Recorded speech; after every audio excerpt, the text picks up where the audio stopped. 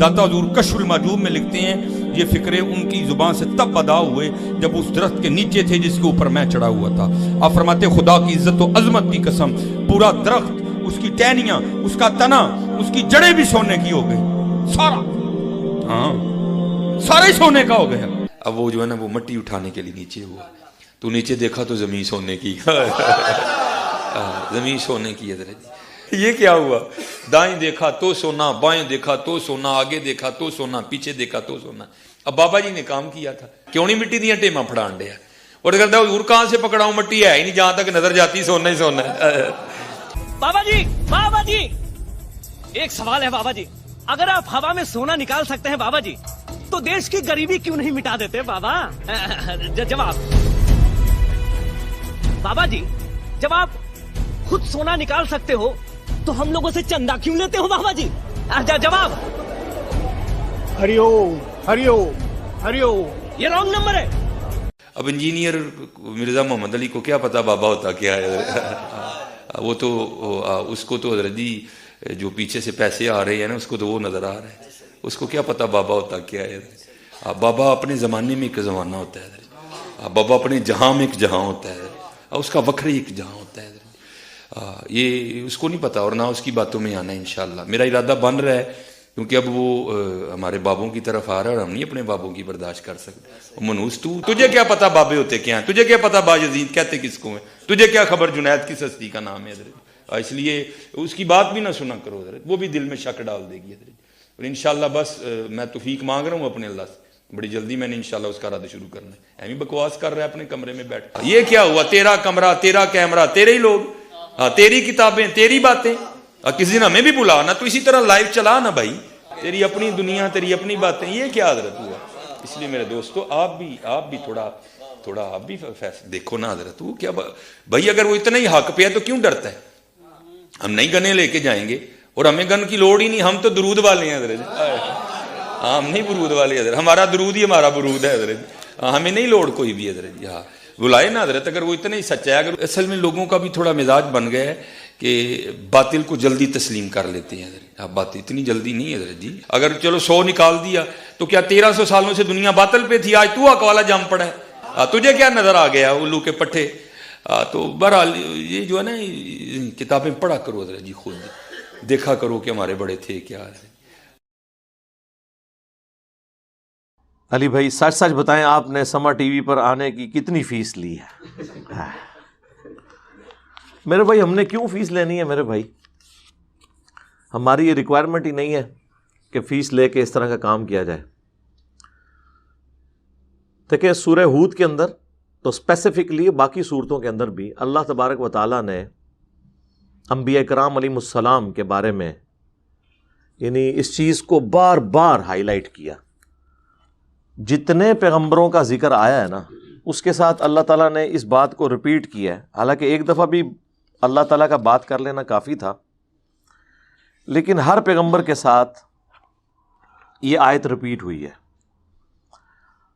پہلے 51 نمبر پہ آئی ہے سورہ ہود میں حضرت ہود علیہ السلام کے لیے، پھر بعد میں باقی پیغمبروں کے لیے بھی. یا قوم لا اسألکم علیہ اجرا، اے میری قوم میں اس تبلیغ کے عوض تم سے کوئی معاوضہ طلب نہیں کرتا. ان اجری الا علی الذی فطرنی، میرا اجر تو نہیں ہے مگر اس ہستی کے ذمہ جس نے مجھے پیدا کیا ہے. افلا تعقلون، کیا تم عقل نہیں رکھتے؟ یعنی عقل سے کام لو کہ اگر میں دنیاوی کوئی منفعت نہیں چاہ رہا اس دعوت و تبلیغ کے عوض، اللہ کا تعارف کروانے کے عوض، تو سمجھ لو کہ میں خالصتاً تمہاری آخرت کی فکر میں ہوں. تمہارے جتنے سردار ہیں، قوم کے بڑے ہیں، وہ تو تم سے منفعت چاہتے ہیں، جبکہ پیغمبر یہ کہتے ہیں ہم کوئی منفعت نہیں چاہتے، یہ منفعت اللہ تعالی ہمیں قیامت کے دن عطا فرمائے گا. تو یہ انبیاء کرام کی سنت ہے کہ آپ دعوت و تبلیغ کا کام معاوضے کے بغیر کریں. البتہ جب ٹوٹلی دین کے حوالے سے لوگ وقف ہو جاتے ہیں، جس طرح کہ ہمارے محبوب صلی اللہ علیہ وآلہ وسلم، تو پھر ظاہر ہے کام کاج تو چھوڑنا پڑتا ہے. میری یوٹیوب کے اوپر ایک ویڈیو بھی ہے، نبی صلی اللہ علیہ وآلہ وسلم کا ذریعہ معاش، یعنی آپ کا سورس آف انکم کیا تھا. پہلے تو آپ ایک کامیاب تاجر تھے، مکے کی امیر ترین عورت سیدہ ختیجہ سلام اللہ علیہا ان کی بیوی تھیں، لیکن جب دعوت و تبلیغ کی ذمہ داری آپ پہ آئی تو ظاہر ہے کہ یہ کام خود اتنا بڑا کام ہے کہ یہ آپ کو سب کام چھوڑ کے اس کے اوپر فوکس کرنا پڑتا ہے. اگر آپ نے مشن کرنا ہے، اگر یہ پارٹ ٹائم جاب کے طور پہ کرنا ہے پھر تو آپ کرتے رہیں، لیکن اس سے کوئی دنیا میں تبدیلی نہیں آتی ہے جب تک کہ آپ اسے مشن کے طور پر اڈاپٹ نہ کریں. تو پھر آپ صلی اللہ علیہ وآلہ وسلم بیت المال ہی میں سے اپنا گزر بسر کرتے تھے. پھر سورۃ الانفال میں اللہ تعالیٰ نے مال غنیمت کا 5واں حصہ اہل البیت کے لیے رکھ دیا، نبی علیہ السلام کے رشتہ داروں کے لیے، آپ کے مہمانوں کے لیے. لیکن آپ صلی اللہ علیہ وآلہ وسلم نے کوئی جائیدادیں نہیں بنائی ہیں، سبسسٹنس لیول کے اوپر سب کچھ کیا. یعنی آپ ایک امیر ترین عورت، آپ کے عقد میں ایک ڈائنامک لائف اعلان نبوت سے پہلے، اعلان نبوت کے بعد ہونا تو یہ چاہیے تھا جس طرح کہ یہاں پر ہوتا ہے کہ جب تک کوئی عالم دین یا مذہبی پیشوا اسٹوڈنٹ کے طور پہ ہوتا ہے تو بیچارہ سائیکل پہ ہوتا ہے، جب وہ علیحدہ سے اپنا مدرسہ قائم کر لیتا ہے کچھ عرصے بعد اس کے نیچے گاڑی بھی آ جاتی ہے، بنگلے بھی بننے شروع ہو جاتے ہیں، ڈرائیور بھی، سیکیورٹی گارڈز بھی رکھ لیتا ہے. نبی علیہ السلام کے کیس میں ایسا نہیں ہوا. آپ نے جب دعوت و تبلیغ کا کام شروع کیا ہے تو فاقوں پہ نوبت آ گئی، اور یہ فاقے آپ کی وفات تک رہے ہیں. بخاری مسلم دونوں میں حدیث ہے، اللہ کے محبوب صلی اللہ علیہ وآلہ وسلم یہ دعا کیا کرتے تھے، اے اللہ محمد اور آل محمد کو بس اتنا ہی رزق دینا کہ ان کی سانس چلتی رہے، روح اور جسم کا رشتہ برقرار رہے، سبسسٹنس لیول کے اوپر. اور بخاری اور مسلم میں آتا ہے کہ اما عائشہ کہتی ہیں کہ نبی علیہ السلام کی وفات تک ہماری یہ حالت تھی کہ بعض اوقات 1 مہینہ، بعض اوقات 2، بعض اوقات 3 مہینے تک ہمارے گھر میں چولہا نہیں جلتا تھا، کوئی چیز پکانے کے لیے ہوتی نہیں تھی، اور 2 کالی چیزوں پہ کھجور اور پانی کے اوپر گزارا ہوتا تھا. کھجور بھی کوئی پیٹیاں نہیں کھجور کی، 2 کھجوریں صبح 2 شام کو، 1 میٹھا پانی کا پیالہ صبح 1 شام کو. ریگستان والے علاقے کے اندر پانی کو لے کے آنا بھی ایک ایشو ہوتا تھا. ہم تو جس وقت بھی اٹھیں تو جا کے پانی پی لیتے ہیں فریج سے نکال کے، یا بوتلوں میں سٹور کیا ہوتا ہے. اس زمانے میں تو ایسا نہیں ہوتا تھا، مٹکے دور دور سے بھر کے لائے جاتے تھے.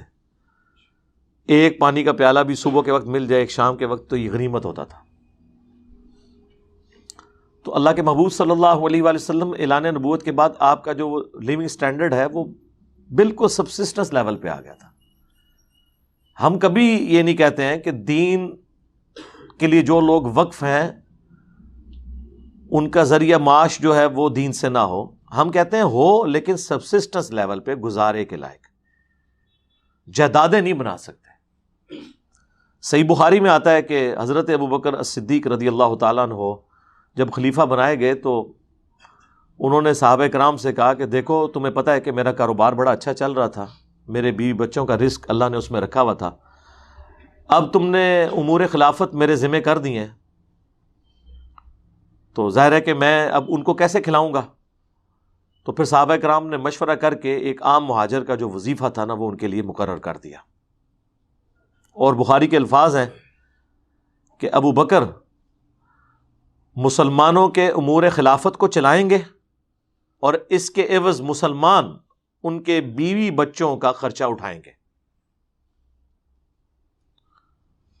اب یہاں پہ ایک معصومانہ سوال ہے کہ حضرت ابو بکر صدیق رضی اللہ تعالیٰ عنہ جو اس امت میں ٹاپ کی پرسنالٹی ہیں، انہیں بھی اپنے ذریعہ معاش کے لیے اپنا وظیفہ مقرر کرنا پڑ رہا ہے.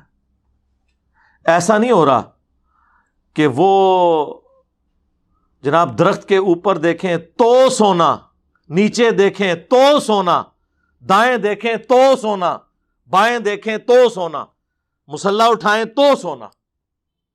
داتا حضور کشف المحجوب میں لکھتے ہیں یہ فکرے ان کی زبان سے تب ادا ہوئے جب اس درخت کے نیچے تھے جس کے اوپر میں چڑھا ہوا تھا. آپ فرماتے خدا کی عزت و عظمت کی قسم، پورا درخت، اس کی ٹہنیاں، اس کا تنا، उसकी जड़ें भी सोने की हो गई, सारा, हाँ सारा ही सोने का हो गया। अब वो जो है ना वो मट्टी उठाने के लिए नीचे हुआ, तो नीचे देखा तो जमीन सोने की जमीन सोने की है। ये क्या हुआ, दाएं देखा तो सोना, बाएं देखा तो सोना, आगे देखा तो सोना, पीछे देखा तो सोना।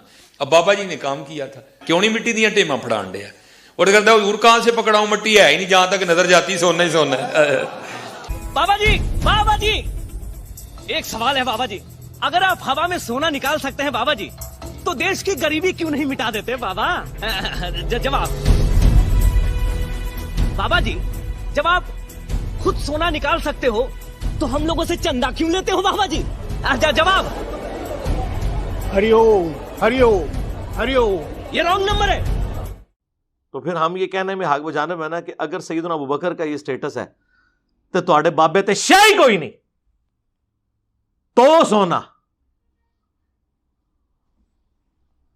उस जमाने में कोई ऐसी बात होती ही नहीं थी, एक नॉर्मल जिंदगी थी। और मैं आपको बताऊं, ये वो दीन है जो आप काफिरों को पेश कर सकते हैं। तो सोना तो पेश ही नहीं कर सकते तुसी। खैर, ये सबसिस्टेंस लेवल पे दीन से लेना हम इसे इस एतबार से उलमा के हक में जायज समझते हैं, लेकिन जदादें बनाने को नहीं। तो बात कहां से कहां शुरू हुई थी, आपने वो समर टीवी वाला पूछा तो मुझे मौका मिल जाता है छक्का मारने का। तो ये भी मुझे ज़रूरत कोई नहीं थी मेरे भाई। हमारी अल्लाह का शुक्र है कि व्यूअरशिप जितने पाकिस्तान के मेन स्ट्रीम मीडिया चैनल्स हैं उनसे ज़्यादा है। इवन उनके जो टॉप के प्रोग्राम है ना, उनकी व्यूअरशिप भी हमारे आम छोटे जो स्टूडेंट्स के चैनल्स हैं उनसे भी कम है। ऑफिशियल को तो आप छोड़ दें। अली भाई, आपका मसलक कौन सा है? आप हर मौलवी पर क्यों तनकीद करते हैं? मैंने किसी मौलवी पे तनकीद नहीं की, अकायद और नजरियात पे की है। बल्कि मैं ही वो बंदा हूं कि जो बाकी उलमा की तारीफ भी करते हैं। बाकी तो आपने तारीफ नहीं, मेरे बारे में आपने जितने उलमा सुने हैं, कभी कोई तारीफ का एक जुमला भी सुना है? कोई बंदा ले आए। मैं तो जिनका रद्द, गामदी साहब का रद्द किया उनके लिए तारीफी कलिमात बोले हैं, तारिक जमीर साहब का रद्द किया उनके लिए तारीफी कलिमात बोले तो हैं, रद्द भी किया। अहमद बरेलवी साहब का मैंने कई वीडियोस में रद्द किया, उनकी किताबों का पोस्टमार्टम किया है, आला हजरत कह के उनकी बातों की तारीफ की, उनके कुरान के बाज़ जगह जो तर्जमा उन्होंने बहुत अच्छा किया उसकी तारीफ की। सर, हमसा हो तो सामने आए, ये बात कहना आसान है।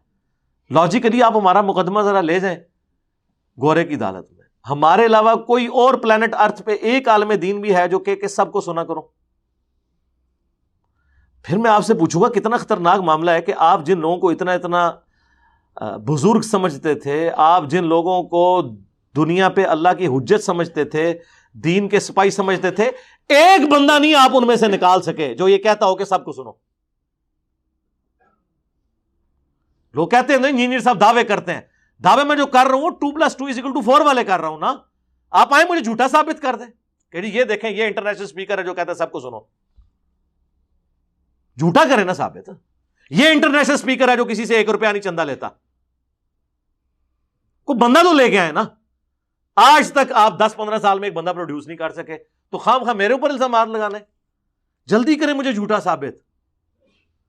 जितने इंटरनेशनल स्पीकर हैं उनके मैं आपको बजट बता देता हूं। मैं नाम नहीं लेता क्योंकि उनमें से कई की मैं भी इज्जत करता हूं। मेरी नजर में कोई बंदा नहीं है जो चंदा ना लेता हो और लग्जरियस लाइफ ना गुजार रहा हो, कोई एक भी नहीं है। तो पहले हमसा हो तो सामने लेके आए, फिर हमें पे बात करें, ठीक है ना। ये तो ना कहें हम तो इस सिस्टम के बेनिफिशियरी है ही नहीं है। लोग कह तो देते हैं बड़ी आसानी के साथ, ठीक है ना। मैंने पहले भी कई दफा इस चीज को हाईलाइट किया है कि ये क्या हुआ कि वो सारी खूबियां आप एक आलम दीन या दीनी पेशवा के अंदर ऑब्जर्व करते हैं, वो किसी में आपको नजर नहीं आ रही।